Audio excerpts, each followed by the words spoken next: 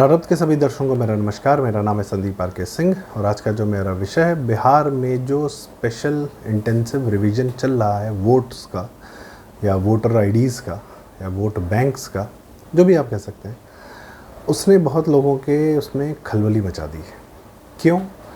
क्योंकि जो बड़ा इन्वेस्टमेंट करके किसी प्रकार से बांग्लादेश से, बंगाल से लाकर बिहार में बांग्लादेशी वोट बढ़ाने के लिए बांग्लादेशी लोगों को जो सेटल किया जा रहा था, पूरे सीमांचल को मुसलमान बहुल गया, वो 90% हो गए हैं। पूरा सीमांचल किशनगंज वगैरह का एरिया जो, वो वहाँ से फिर क्या है कि वहाँ सेट करते हैं, उसके आगे फिर और अलग अलग कॉन्स्टिट्यूंसीज़ में अलग अलग तरीके से नंबर ऑफ़ वोट्स, फर्जी वोट्स बढ़ाते हैं।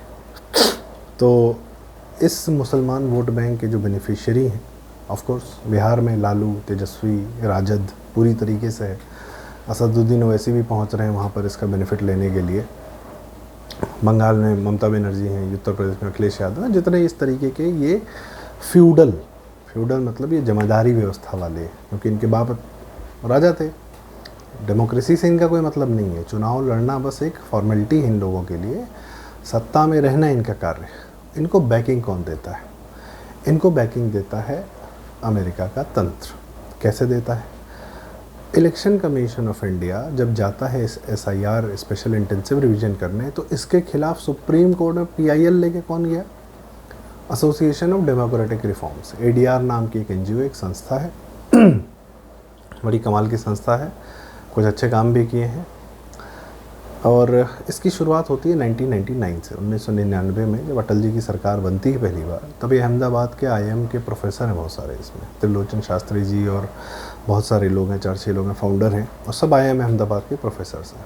ना सिर्फ प्रोफेसर हैं बल्कि बड़े बड़े बिजनेसमैन हैं, और न सिर्फ बिजनेसमैन हैं बल्कि बहुत बड़े NGOs रन करते हैं। सब अमेरिका से कोई MIT यूनिवर्सिटी से, कोई कॉर्नेल से, यहाँ से पढ़ लिख कर इस तरीके से इन लोगों के संबंध है वहाँ से शुरू से। तो इन लोगों ने जो सबसे पहले किया वो किया कि भाई करप्ट पॉलिटिशियन होते हैं तो उनको अपनी संपत्ति जो है चुनाव लड़ते समय बतानी आवश्यक है। सही बात है भाई, अच्छी बात है, करना चाहिए, पर उस पर कोई फॉलोअप नहीं था। और यह PIL जब जाता है तो ऑफ कोर्स सारी की सारी राजनीतिक पार्टियां इसके विरोध करती हैं, पर सुप्रीम कोर्ट के आदेश से सन 2002 में यह लागू हो जाता है। और आदेश से उसके बाद से सब जितने भी लोग चुनाव लड़ रहे हैं उनको इंडिविजुअल बेसिस पे अपना जैसे आपका जो भी संपत्ति है, जो भी चल अचल संपत्ति, उसका जिक्र देना ज़रूरी है। अब क्या है, लोग उस पर कर लेते हैं कि अच्छा भाई आपने ये संपत्ति का जिक्र दिया, फॉर्म भरा है, पिछली बार 2004 में लड़े चुनाव तो क्या दिया, 2009 में लड़े तो क्या दिया, 2000, तो आदमी उससे एनालिसिस कर लेता है, पर उसकी समीक्षा नहीं होगी। आमतौर पे आम जनता, आम पब्लिक में कर सकती है, पर उसकी समीक्षा करके कोई सरकारी आदेश या FIR या इस प्रकार से हो वह चीज़ ज़्यादा उसमें होती नहीं है। उसका कोई बहुत ज़्यादा यह रूप देखने को नहीं मिला कि उसके आधार पर किसी की सदस्यता गई। इक्का दुक्का बार हुआ है कि डिग्री सही दी गई है कि नहीं, या आपने क्या बताए गए उस पर किसी पे मुझे बहुत कोई ऐसा ध्यान नहीं आ रहा है कि अपने दिए हुए एफिडेविट में जिन लोगों ने इन्फॉर्मेशन दी उसके आधार पर किसी का सदस्यता रद्द की गई हो या कुछ इस प्रकार से किया गया, यदि उन्होंने झूठ बोला है तो। पर फिर भी एक जानकारी आती है, फाइन। फिर एसोसिएशन ऑफ डेमोक्रेटिक रिफॉर्म्स क्या करता है, वह चुनाव प्रक्रिया में इस प्रकार से कि यह चुनाव इस प्रकार से होना चाहिए, चुनाव इस प्रकार से होना चाहिए, वह सब ठीक है। वो अपना एक समाज का एक अभिन्न अंग का रूप या प्रभुत्व रखने वाले लोगों के जो ग्रुप है, उससे सरकार को या सुप्रीम कोर्ट को ये बताता है कि इस प्रकार के रिफॉर्म्स आने चाहिए, फाइन। पर आज के समय में यह ADR क्या कर रहा है, जब से मोदी सरकार आई है, यह किसी न किसी रूप में इलेक्शन कमीशन को यह बता रहा है बार बार मीडिया में भी कि इलेक्शन कमीशन पूर्ण रूप से डेमोक्रेटिक नहीं है, या समाज में यह साबित करने की कोशिश कर रहा है कि इलेक्शन कमीशन सरकार के अंतर्गत। इसका कोई बयान SY मोहम्मद कुरैशी जब इलेक्शन कमीशन के चीफ थे, उनके ऊपर कोई बयान नहीं कि किस प्रकार से उनके कार्यकाल में जो फर्जीवाड़ा हुआ या वोटर ID या वोटर IDs बनाए गए, जिसका रिवीजन आज ये हमारा आज का इलेक्शन कमीशन कर रहा है। या तब इसको कोई समस्या नहीं हुई जब नवीन चावला नाम का एक इलेक्शन कमीशनर बनाया गया ऑफ इंडिया, और जो कि सोनिया गांधी द्वारा बनाया गया था, पूर्ण रूप से कांग्रेसी आदमी था वह, मतलब इलेक्शन कमिश्नर भी बना, वो मंत्री भी रहा, राज्यसभा भी, मतलब इस तरीके से क्विड प्रो को चलता रहा, आपस में उन लोग का लेन देन चलता रहा। खैर, और किस प्रकार से वो कांग्रेसी तंत्र से बेनिफिट ले रहा था, तब भी इन लोग का कोई बहुत ज़्यादा बयान नहीं था। तो यह तब उभरते हैं जब अमेरिका की चाही हुई सत्ता भारत में नहीं होती है, तब यह अपना ज़्यादा रंग रूप दिखाते हैं। जो मैंने टाइमिंग बताया, इनका हेड ऑफिस कहाँ रहा, IIM अहमदाबाद से सारे निकले हैं, गुजरात में ही रहा। कब शुरुआत हुई इनकी कायदे से? सन 2002, जब मोदी जी CM बनते हैं। खैर, ऑफ कोर्स यदि मोदी जी बहुत बड़े तानाशाह होते तो ऐसी कोई ऑर्गेनाइजेशन जो है उस समय पनप भी ना पाती। क्या इस प्रकार की कोई ऑर्गेनाइजेशन बंगाल में ममता बनर्जी या कम्युनिस्ट शासन के अंतर्गत पनप पाई? नहीं। क्या दिल्ली में पनप पाई? नहीं। क्या उत्तर प्रदेश में मुलायम सिंह यादव मायावती के कार्यकाल में पनप पाई? नहीं। बिहार छोड़ ही दीजिए, कहीं और का भी नाम उठा लीजिए, कश्मीर में तो लोकतांत्रिक व्यवस्था के नाम पर कोई संस्था पनप पाए ना पनप पाए कोई जानता ही नहीं उसको। एनी विच वेज, तो जिस इंसान के कार्यकाल में आप पनपे, आप बढ़े, आपने सब कुछ किया और आपको उसका दंश रत्ती मात्र भी, आप सबसे सेफ वहीं थे, अहमदाबाद में ही थे, गुजरात में ही रहे, वहीं पर सेफली आपने यह कार्य किया। तमिलनाडु में क्या स्टालिन के अंतर्गत या केरल में कम्युनिस्ट सरकार के अंतर्गत पनप पाते? नहीं, वहाँ इस प्रकार की कोई भी संस्थाएं नहीं पनप पाते। खैर, तो यह लोग, मैं ये नहीं कह रहा कि इनका पनपना ज़रूरी नहीं था, इन्होंने ऑफ कोर्स शुरू में जो कार्य किया अच्छा किया, पर इनकी टाइमिंग क्या है? ये उम्मीदवार नेटवर्क से फंडेड है आज के समय में। क्या इनके जो अपने बोर्ड मेंबर्स हैं वो क्या कम रईस हैं? नहीं, बहुत पैसे हैं उनके पास, वो लोग बड़ी बड़ी कंपनियों के मालिक हैं। अहमदाबाद के एंटरप्रेन्योरशिप सेल के फाउंडर्स हैं ये लोग।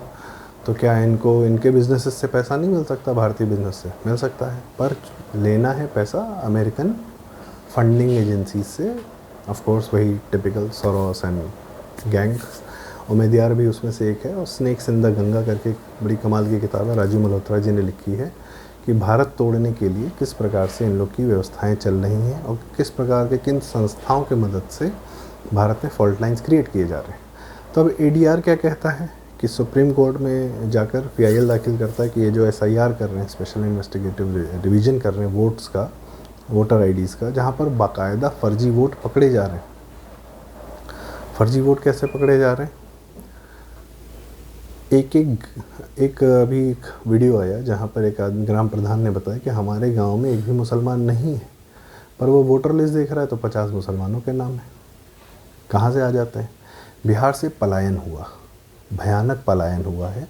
जो लोग अपना घर छोड़कर चले गए हैं, कहीं दूर काम करते हैं, मजदूर करते हैं, पंजाब में, गुजरात में, उन सब के वोट यहाँ पे बांग्लादेशी दे रहा है, मुसलमान दे रहा है। उसके बाद कई लोगों की मृत्यु हो गई, उनके आज भी वोटिंग चल रही है। कई लोगों का क्या कहते हैं, फर्जी बर्थ सर्टिफिकेट, आधार बना के वहाँ पर एक एक गांव से, अगर यदि 100 लोग हैं तो 150%, 200%, मतलब 150-200 आधार बने हुए हैं यदि 100 लोग हैं गांव में। तो जब इस प्रकार का रिवीजन हो रहा है, भाई इन्हीं वोट देने वालों के माध्यम से ही तो तेजस्वी और अखिलेश टाइप के, राहुल गांधी टाइप के लोग सत्ता में आते हैं। वरना ये लोग क्या हैं? कुछ नहीं है। अगर इनको पीछे मुस्लिम वोट बैंक नहीं है तो ये कुछ नहीं है। और मुस्लिम वोट बैंक भी इनको ट्रोजन हार्स की तरह आगे बढ़ाता है कि नाम के हिंदू हैं, हिंदू जनता में थोड़ी स्वीकार्यता हो जाएगी, उसके बाद हम इनको CM बना देंगे, काम तो हम अपना ही कराते रहेंगे, अपना ही माफियागिरी करते रहेंगे, अवैध धंधे करते रहेंगे, हिंदू जनता पर वर्चस्व बना के रखेंगे, वक्फ बोर्ड के नाम पर ज़मीनें लूट के रखेंगे। इसीलिए मुस्लिम वोट बैंक इन जैसे मुखौटों को सामने लाकर रखता है। तो आज मदद कौन कर रहा है? अहमदाबाद के प्रोफेसर्स, ADR वाले। क्या कर रहे हैं? आपको बताया, सुप्रीम कोर्ट तक यह कह रहा है कि आप आधार क्यों नहीं मान रहे हैं वोटर ID के लिए। अरे आधार फर्जी बन रहा है। सरकारी तंत्र व्यवस्था जो नेहरू देकर गए पूरे समाज को, जहाँ पे ब्रिटिश के सिस्टम्स को पूरी तरह कोऑप्ट किया, उन्हीं लोगों के माध्यम से देश चलाया। बस लॉर्ड माउंटबेटन हट गया, ऊपर नेहरू आ गया, बाकी तो सरकारी व्यवस्था वही की वही थी। सेम ब्यूरोक्रेट्स वही देश चला रहे थे। उन्होंने वही करप्ट सिस्टम, लाइसेंस, कोटा राज, परमिट राज, अंग्रेज़ों का दिया हुआ सिस्टम, सोशलिज्म, वही भारत में चलाया। ब्लैक मनी, करप्शन, ये सब नेहरू गांधी इंदिरा ने चलाया ताकि भारत कभी पनप ना पाए, उठ ना पाए, बेहतर ना हो पाए। 1991 तक जब पहली बार गांधियों के हाथ से सत्ता बाहर जाती है, तब नरसिम्हा राव जी जैसा एक आदमी आता है। या विश्व आप एकदम दिवालिया हो चुके थे, इन लोगों ने तो कोई कसर नहीं छोड़ी थी। तो किसी भी प्रकार से अपना मार्केट खोल के वो सोशलिज्म का लाइसेंस, कोटा, परमिट राज ख़त्म किया, हटाया, जो कि पूर्णतः इलॉजिकल था। और फिर इकनॉमी खोली। उसके बाद देखिए आज 30 साल में भारत कहाँ पर छलांगे लगा रहा है। यही कार्य अगर 1947 में होता तो हम कितने आगे होते। खैर, पर यहाँ पर करप्शन को नीचे तक व्यवस्थित किया गया, नीचे तक पहुँचाया गया करप्ट सिस्टम को। आज पूरा अधिकारी तंत्र ऐसा है कि जहाँ पर बिना करप्शन के कुछ नहीं हो सकता। इस हद तक मति भ्रम हो गया है कि करप्शन करके बांग्लादेशियों, मुसलमानों को आप अपने अंदर बिठा रहे हो, अपने भारत के अंदर रख रहे हो उनको, जो आपके पूरे, आपको भी वो छोड़ेंगे नहीं। बांग्लादेश में हिंदुओं का हाल देख लीजिए, पाकिस्तान में हिंदुओं का हाल देख लीजिए। पर इतना सीमित सोच हो गई है क्योंकि करने का और कुछ नहीं, कोई बिजनेस नहीं, कोई व्यापार नहीं, रंगदारी, यही सब चल रहा है, माफियागिरी चल रही है। बिहार तो भी उबर नहीं पाया समाजवाद की बीमारी से। सो पॉइंट इज कि एक तंत्र है ज़मीन पर, मुसलमान तंत्र, जो बांग्लादेशियों को लाकर यहाँ बसा रहा है, उनको सेटल कर रहा है। एक सरकारी तंत्र जो घूस लेकर घुसपैठियों को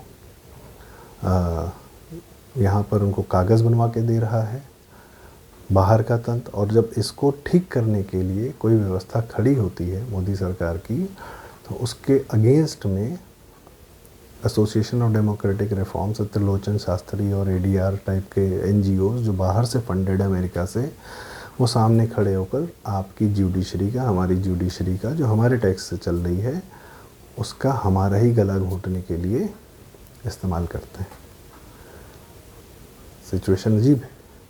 ज़मीन पर मुसलमान, ऊपर से अमेरिकन पैसा, यहाँ पर एनजीओ, सरकारी करप्ट लोग, ये सब मिलके भारत का गला घोंट चुके हैं पहले भी और अभी भी वही प्रयास में रत हैं।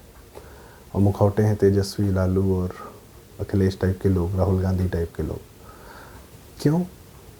क्योंकि इतिहास में हमें पता है कि ईसाई सभ्यता ने, सभ्यता तो नहीं है, ईसाइयों ने और इस्लामिकों ने हर प्राकृतिक सभ्यता को नष्ट किया है।